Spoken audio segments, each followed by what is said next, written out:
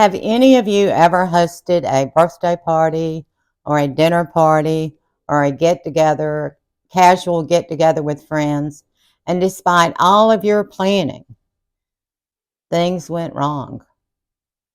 Well, if you answered yes to any of these questions, I have 5 blunders I'm going to share with you that I suffered over the weekend giving my grandson a birthday party.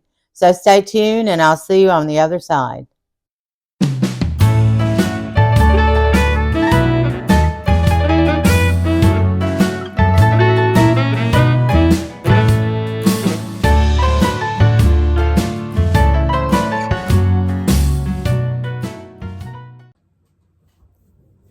Well, welcome to the Reluctant Retiree. My name is BJ and welcome to my home. I'm so glad you took some time to stop in today. We are going to go through a pure birthday fiasco party that I gave last weekend for my grandson. And he was turning 28 on Sunday. And so on Friday, I asked him, I said, what would you like for your birthday dinner? Because I would like to cook it for you. And he said, well, I would like some fried chicken, some creamed potatoes, some macaroni and cheese, and peach cobbler. I thought, geez, that's easy. I can do that. I grew up watching my mother fry chicken. She'd go out in the yard and grab a chicken and kill it and bring it in and cook it. So we in the South know all about fried chicken. So that was easy. Okay, the mashed potatoes, not a problem. Ever since I was young enough to hold a mixer in my hand, I knew how to make creamed potatoes. Now, the mac and cheese, that was going to be maybe a little bit of a problem. It was not exactly in my cooking wheelhouse, if you get my message. So, I think I have made macaroni and cheese maybe one time from scratch. The rest of the time, my boys ate Kraft mac and cheese. It was 4 boxes for $1 down at the A&P years and years ago. Of course, we know it's not like that anymore. But anyway, when they wanted mac and cheese, that's what they had. So I thought, well, I know what I'll do. His wife makes a wonderful mac and cheese. So I'll call her and get her recipe, and I'll just make her recipe. She had made it at Christmas, and it was so good. So I called her and got the recipe, wrote down all the ingredients. So my plan was, since I was going to be by myself, I had no help. Nobody was bringing anything in because I had not asked them to. They would have had I asked. But I'm going, I can pull this off, forgetting that I'm 77. Not quite a spring chicken anymore. Not 39 anymore like I used to could do. Clean a house, look after 2 kids, and make a 5-course meal for 6 people. Have it on the table at 6:30. Those days are long gone for me, and they probably are for some of you. Anyway, my plan was to go to the grocery store on Friday, do some pickup, cleanup on Saturday morning, make some dishes ahead of time, get up Sunday, and I would be ahead of the game. So, let me share my list. This is my list. This is my shopping list. So I made the list for all the ingredients that I needed. And the mac and cheese was a little bit extensive in the preparation because it called for a lot of ingredients I didn't have. So I have got those all on the list. And we'll go to the grocery store and I get all my groceries except for my chicken. This particular grocery store did not have the chicken that I wanted. So I found myself having to go Saturday morning to my favorite grocery store that carries really good chicken. So that's what happened. Friday afternoon, I got all my groceries home. Saturday morning, I got up and went to the grocery store and got the chicken. Now, in between this time of planning the menu that he had planned, as all us Southern women do, Of course, I had to add a few little things to the menu. I thought, well, if they have hams on sale, I think I'll buy a ham and I'll cook a ham, because that way, they'll have two meats to choose from, or they can have one of each. And I thought, well, he wanted peach cobbler, but his sister is buying a birthday cake. So we're not going to have the peach cobbler. So I think I'll make a pecan pie. So those were the changes in my menu, or the additions to my menu. So Saturday afternoon, I get into the kitchen. I start to prepare my food. The dishes I'm going to prepare ahead of time, which is the appetizer and the broccoli salad, and I was going to cook the ham that night. So I got all that done, and by the time I did that, Saturday night, it was 9 o'clock. I was pooped. I said, well, I'm tired. I'm going to have to go to bed. So I go to bed. I get up on Sunday morning, and I am like overwhelmed. I'm going, oh my gosh, I got all this stuff to do. I have no help. Who is going to help me? I can never get all this stuff done by 6:30 this evening. And then it occurred to me that I needed to make myself a schedule. So that's what I did. I sat down, made myself a schedule in 1 hour increments of what needed to be done and of what I was going to do in order to pull this meal off. Well, you know what? That's the best thing I did for the whole weekend. That's the tip I'll share with you. If you don't ever do that, that is a great way to relax. All your anxiety goes away. You get to check your items off as you get them all prepared. And so you're ahead of the game. And I was. By 12 o'clock, I was an hour ahead of time. So I was feeling pretty sprite about that. So I'm going to start in with the blunders now, because this is where we start getting into trouble, where we get in the kitchen and we start cooking. Okay, number one, never ever make a an appetizer that you have never tasted. Now, I made this Saturday afternoon, and I want you to listen to the name of it. It's called Bourbon Brown Sugar Cheese Pretzel Dip. Now, doesn't that sound good? I mean, who would think that that would not be good? Let me tell you, it's got green cream cheese in it. It has mayo. It's got diced red pepper in it. It has green chilies. And the secret ingredient is 1 packet of McCormick brand Grill Mates brown sugar marinade. And you add about 6 slices of the Hormel dried beef. And you dice that. Mix it all up, put it in the refrigerator, and you have your appetizer for tomorrow. And I thought, that's going to be great, because the kids will like that, because they like to have something to munch on right before dinner. So I thought, this is going to be perfect. Well, when I pulled that out of the refrigerator Sunday, I am telling you what's the truth, that was the worst dip I have ever had in my life. I don't know who in the world made this recipe up. If you run across this recipe, run. Do not make this recipe. It is horrible. It is not good at all. It went into the trash can. So that tells you. Don't that tell you? Okay, blunder number 2. Okay. My granddaughter, she was going to be the student cook for the fried chicken. She had never cooked fried chicken, and she wanted to learn how to do it. And I thought, well, gee, today will be a great time to do it, because she works a lot, and I don't get to spend that much time with her. And I thought, we're frying chicken. So, hey, so we'll do it. This was a teaching moment, I thought. Okay, so we have the time. We're going to start frying the chicken about 5 o'clock. So here she comes in, and I hear her commotion on the floor, and I'm going, what is going on? And she said, well, I'm going to cut Jack's toenails. And I mean, they did need cutting. He is my little Jack Russell, and he's about 14 now. And he sounds like he's walking on high heels when he walks on the kitchen floor, because I have a wood floor in there, and he sounds like he's got high heels on. And some of you might have heard him walking in there in some of my videos. Anyway, she says, I'm going to cut his nails. And I said, okay, well, hurry, because we're going to start the chicken. So she runs out to the car and gets her clippers, and she comes back in. She starts cutting the nails, and all of a sudden her boyfriend jumps up. He says, "Where's your baking soda? Where's your baking soda?"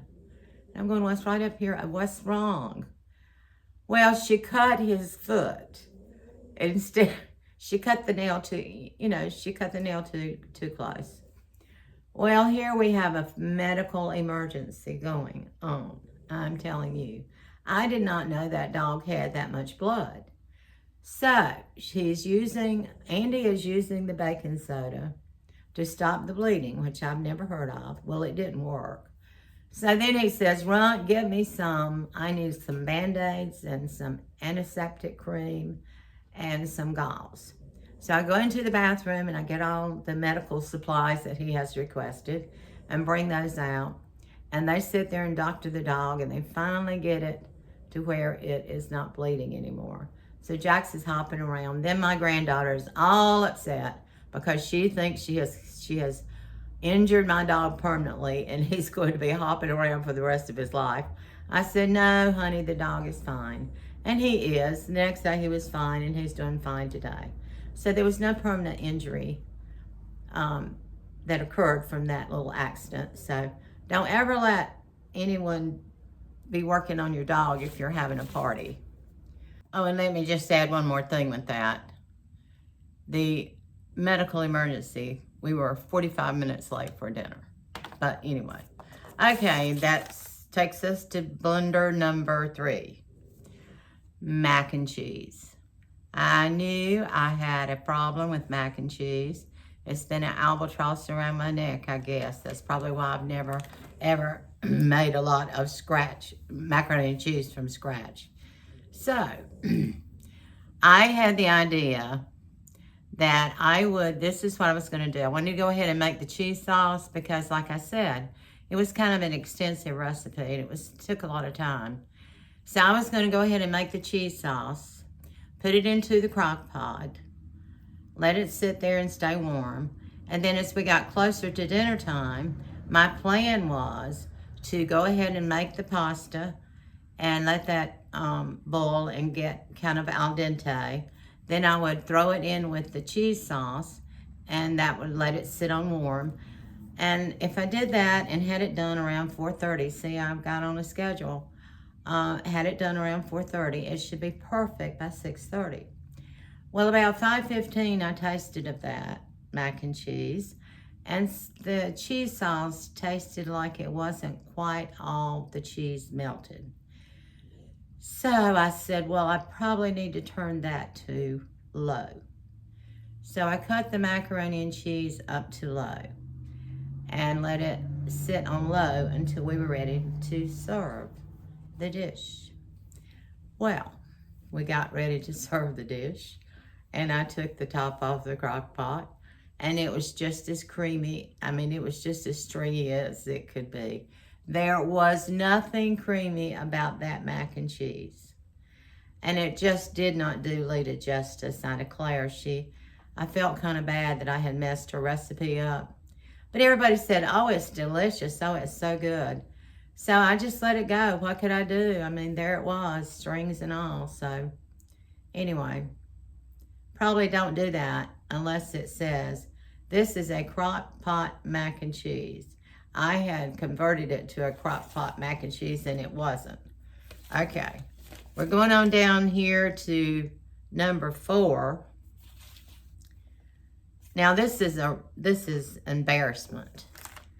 Never ever mess with Ray Drummond, the pioneer woman. Never mess with her recipes. This woman knows her stuff. Let me tell you something. I made her a pecan pie. And I have made that pie 100 times, and it is absolutely delicious. So I thought, well, I can whip that right up. So I put the pecans in the bottom of the pie shell, unbaked pie shell, which is what the recipe called for. And then it called for 3 eggs. You beat with a fork. There's a reason I'm telling you to beat with a fork. In another bowl, you add brown sugar, white sugar, and Karo syrup, and you mix that up. Then when you have beat your eggs, you throw those in with the sugar syrup mixture and stir it together. Well, not me. When I see the recipe, the first thing I think comes to my mind is mixer. Grab the hand mixer and I pour everything in there together. Well, it started getting so foamy. It was so foamy. So I got it mixed up and I thought, well, maybe it'll go down. Well, it didn't. So I started pouring it in the pie shell and then it started running over in the cookie sheet that I had it sitting on with parchment paper. And I am telling you what a mess it was. I guess I had mixed it and incorporated too much air into the filling. And so I just had a mess. That was one of the ugliest pies I have ever made in my life. Now, and I am telling you, that pie did not make it to the buffet table. That pie got wrapped up with aluminum foil and it was sent to the laundry room. It never saw the light of day, the light of the evening for the party.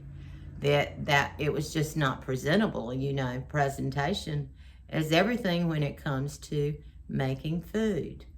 So the pie was the disaster. So don't mess with Miss Drummond. She knows what she's doing. Now the last one is, I'm ashamed to tell you, the last one is never ever refrigerate your broccoli salad overnight. Now this broccoli salad recipe, you probably have one, and I don't know if it's like mine, but I've made this recipe for years. I've had it for 30 years. It has traveled all over the country with me just in case I needed it. You know how that goes. And I haven't made it in 30 years. But I had the recipe and I remembered how good it was. And so it called to wash your broccoli and then you fry 12 slices of bacon. You crumble that up and then you put a couple of sunflower seeds in. Then you make your dressing, which is mayo and white vinegar and I don't remember what the other one was. Mix that up together, throw it in there and stir it up and put it in the refrigerator overnight. Well, when I took it out, I tell you what, it just was not, it was soggy as could be. My broccoli was so fresh when I had made it the day before, but it just got soggy and sunflower seeds were coated with the dressing. There was no crunch there, but I had to serve it. So I did serve that and everybody said it was very good. So well, I'm glad they enjoyed it, but I tell you, I don't think I would ever do that again. The next time I make broccoli salad, I'm going to serve it the day I make it. So those are my 5 blunders that I made for my grandson's birthday party, his 28th year party. So when all the kids came in and went around the table, they were laughing and carrying on and having a good time. And they were filling their plates and they sat at the table and the conversation continued and they were chuckling about this or that. And my grandson, when it came time for the birthday cake, he was just so overjoyed. I'm going to share some pictures at the end of the video so you guys can see some of the party. And he was just so excited over his cake. It was a Godzilla cake, and he's a gamer. He loves to game. He play games, and so he was just overwhelmed. So when I put all of that in context with my blunders, and when I look and I see the pictures, and they're all having, you know, such a great time. And I'm going, what does it matter? So that is how I made all the blunders disappear. My family was just having such a great time. So anytime you have a party and things don't go just right, just look at your friends or your family, and if they're enjoying themselves with good fellowship, good food, and good friends with each other, that's all we need. It was just a little bump in the road, my little blunders. I hit like 5 speed bumps, but then I sped up and I got it under control. So that is my birthday story. Whether or not I will be back in the kitchen next week or not, I have no idea. I'm a little gun shy at the moment, so we shall see how it goes this week. But I would like to thank you all for joining me today, and I hope you've enjoyed my little story. And remember our motto here at the Reluctant Retiree is to do all you can for as many as you can for as long as you can. So thank you again for joining me. And by the way, if you have made any blunders in your cooking expeditions and you would like to share them with us, please write your comments below and let us all have a good laugh together, because we all do like to laugh. And so do that for me, please, and subscribe if you have not done that. I would love to have you come back every week and join us here at the Reluctant Retiree. So I hope you all guys have a good week, and I'll see you next week. Okay, everyone, it is now 1 o'clock. The table is set except for the silverware. And checking her last piece of chicken there. She says it's done, so we're going to take her word for it. Hey girl, that looks good, good, good. That's ready.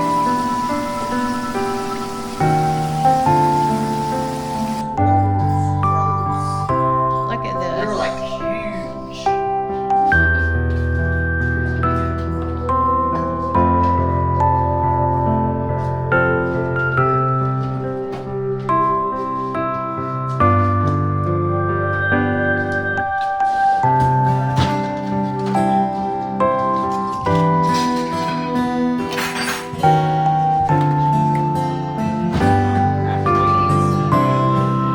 It does not taste like your wife.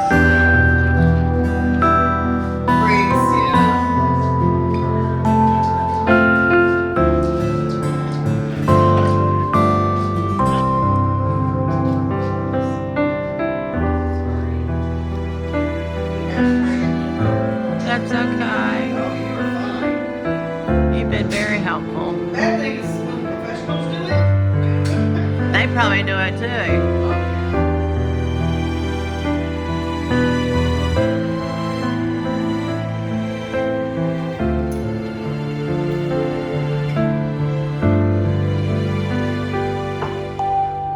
Y'all are great specimens. Y'all look good on Godzilla. You can even say that. You should take So off. Hannah, was he obsessed with Godzilla when he was little?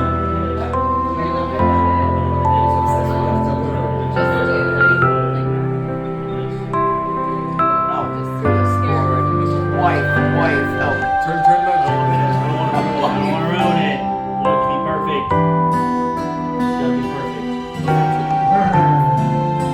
No, that's a big slice of cake, buddy. I didn't realize how thick this cake is.